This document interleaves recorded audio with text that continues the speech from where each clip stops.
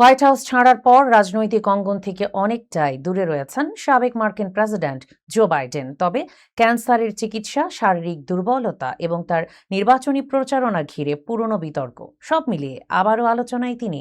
চিকিৎসায় ইতিবাচক সাড়া মিললেও সামনে আসছে নানা প্রশ্ন। বাইডেনের বর্তমান শারীরিক অবস্থা, চিকিৎসা এবং রাজনৈতিক ভবিষ্যৎ নিয়ে বিস্তারিত থাকছে প্রতিবেদনে। হোয়াইট হাউস ছাড়ার 1.5 বছর পরও কঠিন সময় পার করছেন সাবেক মার্কিন প্রেসিডেন্ট জো বাইডেন। 83 বছর বয়সী এই সাবেক প্রেসিডেন্ট বর্তমানে মেটাস্টেটিক ক্যান্সারের চিকিৎসা নিচ্ছেন। ঘনিষ্ঠজনদের ভাষ্য অনুযায়ী চিকিৎসায় ইতিবাচক সাড়া মিললেও রোগ এবং চিকিৎসার ধকল তাকে শারীরিকভাবে বেশ দুর্বল করে দিয়েছে। তার বর্তমান জীবন এখন অনেকটাই সীমাবদ্ধ পরিবার, ঘনিষ্ঠ বন্ধু ও দীর্ঘদিনের সহযোগীদের ঘিরে।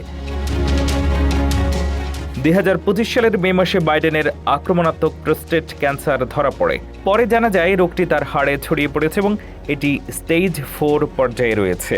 চিকিৎসকরা রোগটি নিয়ন্ত্রণে রাখার চেষ্টা করছেন।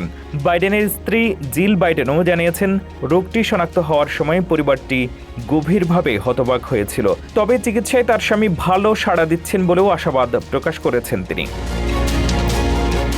এর মধ্যেই বাইডেনের 2024 সালের প্রেসিডেন্ট নির্বাচনী প্রচারণা নিয়ে পুরনো বিতর্ক আবার সামনে আসার আশঙ্কা তৈরি হয়েছে।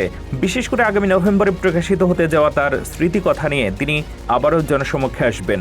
ডেমোক্র্যাটদের একটি অংশ আশঙ্কা করছে তার শারীরিক দুর্বলতা এবং বয়স নিয়ে বিতর্ক আবারও দলটির নির্বাচনী ক্ষতি করতে পারে। 2024 সালের ডোনাল্ড ট্রাম্পের সঙ্গে বিতর্কের পর বাইডেনের বয়স, মানসিক সক্ষমতা ও প্রেসিডেন্ট হিসেবে দায়িত্ব পালনের যোগ্যতা নিয়ে ব্যাপক প্রশ্ন ওঠে। শেষ পর্যন্ত 21 জুলাই তিনি দ্বিতীয় মেয়াদে নির্বাচনের দৌড় থেকে সরে দাঁড়ান। এখন রাজনীতি থেকে অনেকটাই দূরে থেকে চিকিৎসা আর পরিবারকে ঘিরেই দিন কাটছে সাবেক এই প্রেসিডেন্টের।